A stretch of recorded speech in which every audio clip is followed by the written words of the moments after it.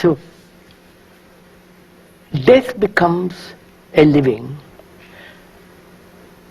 when the content of consciousness, which makes its own frontier, its own limitation, comes to an end. Mm-hmm.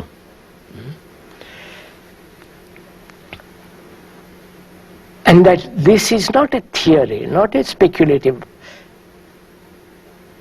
intellectual grasp, but the actual perception of attachment.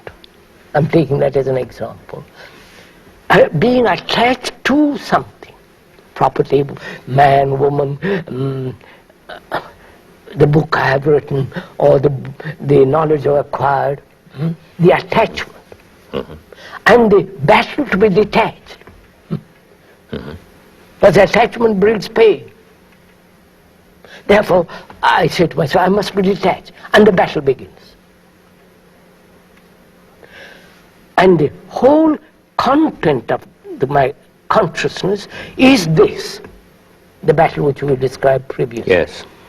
Now, can that content be emptied, empty itself? Not emptied by an act of perception. You know? Mm-hmm. Empty itself, which means can this whole content be observed with its unconscious content. You follow, sir?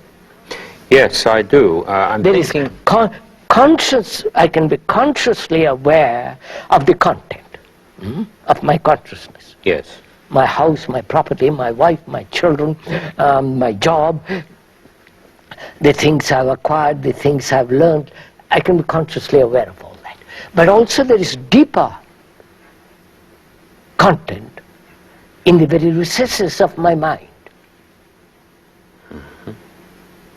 which is racial, collective, acquired,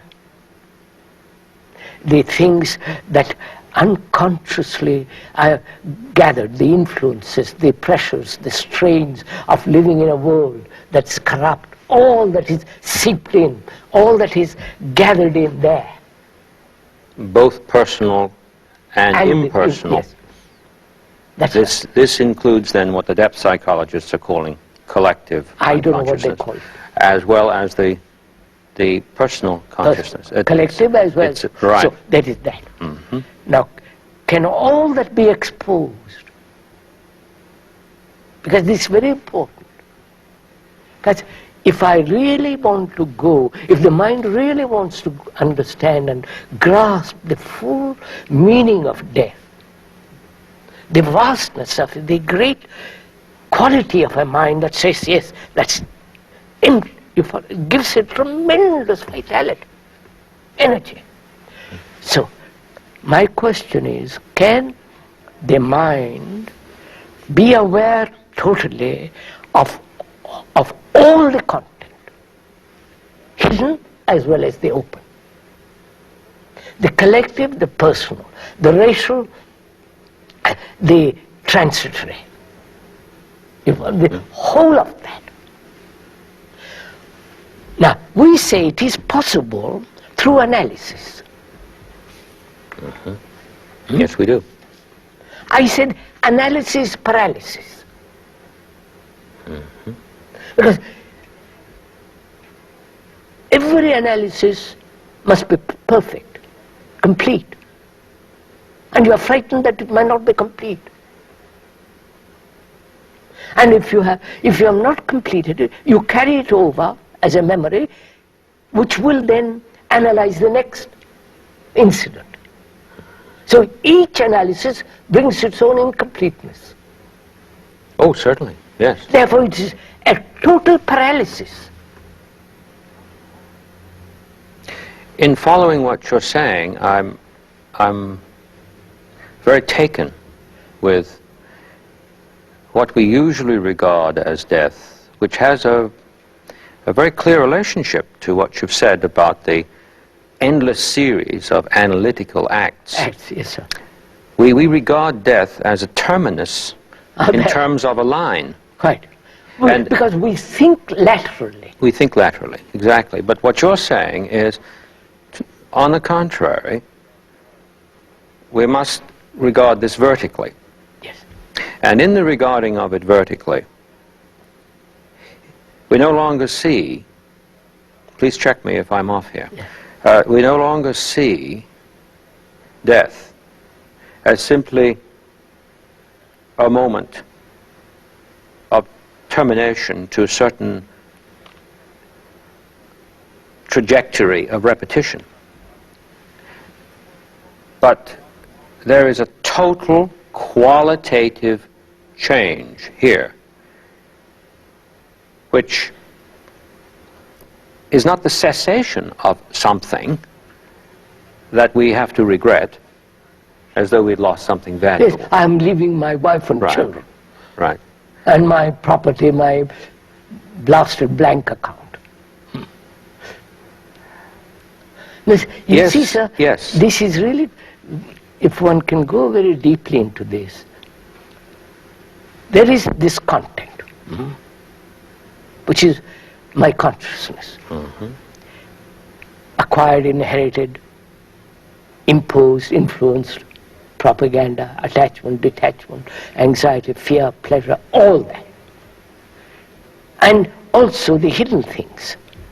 I'm asking myself, since analysis is really paralysis, not an intellectual supposition, but actually it is not a complete act. Analysis can never produce complete act. The very word analysis means to break up, the breaking up. To loosen up. Loosen up, break it up. Therefore, I reject that totally. I won't analyze, because I see this, the stupidity, the paralytic process of it. Then what am I to do? You follow? Because that is the tradition. Introspective or paralysis, analysis by myself or by a professional, which is now the fashion, and so on, so on, so on. So what if the mind sees the truth of it, and therefore analysis falls away, then what is the mind to do with the content?